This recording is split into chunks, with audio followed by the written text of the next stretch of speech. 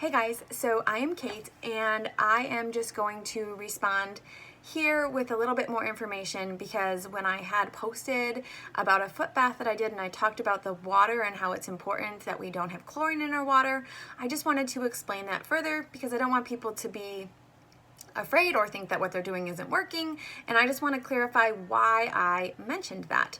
So firstly, I mentioned it because someone else in here had mentioned the same thing, and then I went and I looked into why that is the case. So the reason behind it is the substance that chlorine is, okay, the element that chlorine is very reactive, meaning that it wants to bind with things, okay? If we remember back to science, right, we have an atom in the middle, and orbiting around outside of it are the electrons. Depending on how they are arranged and the types of charges that they have is how they interact and combined with other elements, okay, making different chemical substances. All right, so chlorine is reactive, meaning that it is super anxious. It wants to pull another electron in from another element to bind together with it and make whatever substance, okay? So whatever you add chlorine to, it's going to want to bind to something else. It just is. That's the type of element that it is. And so chlorine will easily bind to fulvic acid and create a new substance. There was an article out of the EPA, and the EPA is the U.S. Environmental Protection Agency, and the article was talking about taking humic substance that was in water, so actually water that had humic substance in it, and they were talking about adding chlorine to it to try to purify that water. And what they found was that actually another substance was created, and they talked about it being carcinogenic and or mutagenic, okay? So that's where the idea comes from. Now, obviously, with BOO, or our black oxygen organics, this is fulvic acid, and we're taking chlorinated water and putting fulvic acid into it. But the principle would likely be the same, that chlorine is going to bind with the fulvic acid and potentially create these substances. And, you know, the article doesn't say it definitely does. It's just this idea that this is definitely a possibility of things that we've noticed. We can't say how much is created, right? But the idea is that it is, in some degree, created. The other thing to realize is that we want the fulvic acid to be at work in our bodies. If it's binding with chlorine, then it's not even as useful to us, okay? So those are two important things to understand about chlorine in your water and why we should be trying our best to get the most of the chlorine out of the water as we can. So with that said, I wanted to share some of the ways in which you can do that. So one of the best ways is just to have a filter in your home or buy some sort of filter. So a lot of people, some people do the reverse osmosis. Now that's a big thing that you have to do. You actually have to add minerals back into your water when you do that, but some people have it. Reverse osmosis, it's a great way to get all of the gunk. And if you look up water and what's in our water, which I would recommend you doing, you want some sort of filter in your house, in my opinion.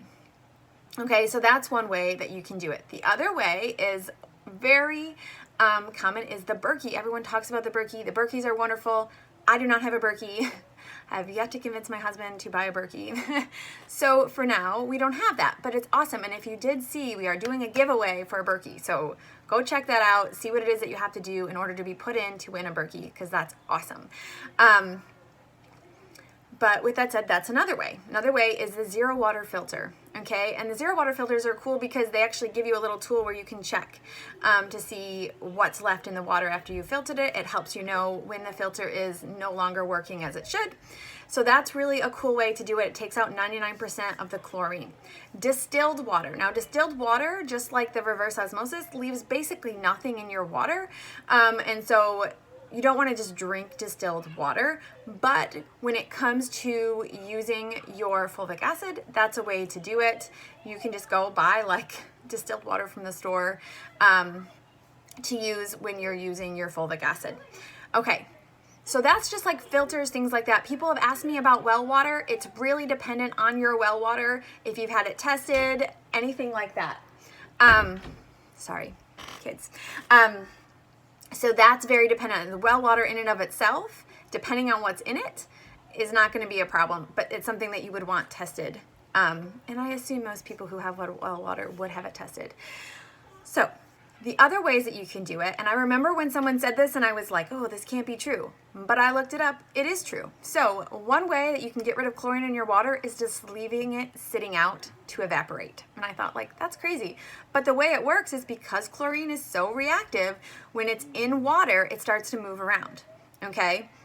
And as it moves around, it evaporates up into the air. And so there are some things like you could leave it out in any temperature and eventually it would evaporate, but it's going to take longer. But if it's warmer, if the water is warmer, if the air around it is warmer, it will evaporate faster. It also depends on the amount, right? And also the size of the surface. The bigger the surface area, the more that will evaporate off faster. If you have it very deep with a small surface area on the top, it'll take longer for that to evaporate out.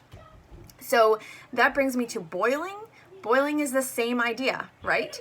You're creating all those molecules to move around really fast and to eventually evaporate out into the air so you don't have chlorine from your tap water. That's really cool.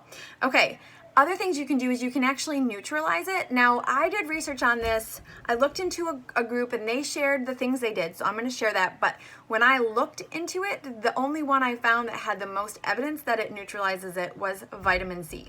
We have vitamin C powder for GI issues actually that my daughter has. So we just have vitamin C powder. So that's a really simple way.